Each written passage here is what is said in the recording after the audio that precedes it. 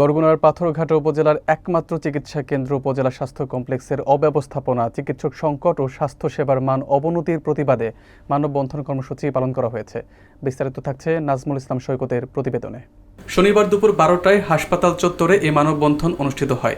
পাথরঘাটা উপজেলা জাসাসের সাধারণ সম্পাদক নিয়াজ মোর্শেদ, বিএনপি নেতা সুমন মোল্লা, পাথরঘাটা প্রেস ক্লাবের সভাপতি আমিন সুহেল, উপজেলা প্রেস ক্লাবের সভাপতি জসিম উদ্দিন সহ বিভিন্ন সামাজিক সংগঠনের নেতৃবৃন্দ ও শতাধিক সাধারণ মানুষ। বক্তারা বলেন, উপজেলার লক্ষাধিক মানুষ ন্যূনতম স্বাস্থ্যসেবার জন্য এই হাসপাতালে নির্ভরশীল হলেও সেখানে চিকিৎসক সংকট, ওষুধের অভাব ও অবকাঠামোগত সীমাবদ্ধতার কারণে সাধারণ মানুষ চরম ভোগান্তিতে পড়েছে। বদিউজ্জামান শাহিদ বলেন, শূন্য পদে চিকিৎসক নিয়োগ, পর্যাপ্ত ঔষধ ও যন্ত্রপাতির সরবরাহ এবং হাসপাতালের অবকাঠামো উন্নয়নের বিষয়ে স্বাস্থ্য মন্ত্রণালয়কে দ্রুত পদক্ষেপ নিতে হবে। তিনি আরও হুঁশিয়ারি দেন, দাবি মানা না হলে জনসম্পৃক্ত আরও কঠোর কর্মসূচি ঘোষণা করা হবে।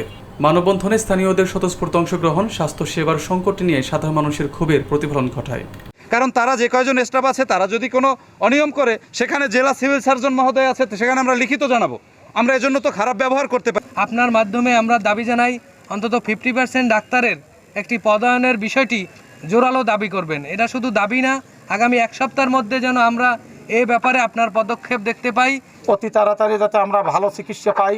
সাধারণ পাবলিক আসলেই বলে বরিশাল যাও, আমাকে এলাকা হলে গরিব এলাকা, আমরা বরিশাল যাবো কি দিয়ে? অ্যাম্বুলেন্স ভাড়া, অন্য টাকা পয়সা, আমাকে তো টাকা পয়সা নেই। আমরা ভালো ডাক্তার চাই যাতে আমাকে বরিশাল যাওয়ার না লাগে। এখানে যে সমস্যা রয়েছে এটি নিয়ে বিগত দিনেও প্রিন্ট মিডিয়া, ইলেকট্রনিক মিডিয়ায় অনেক নিউজ হয়েছে, কিন্তু কারো কর্ণপাত হয়নি।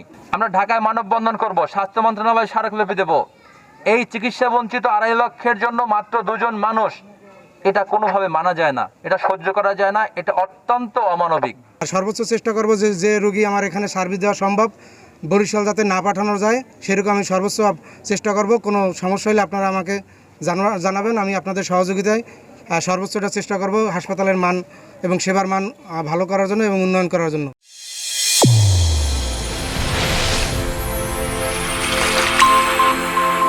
চ্যানেল A1 হৃদয়ের স্পন্দন।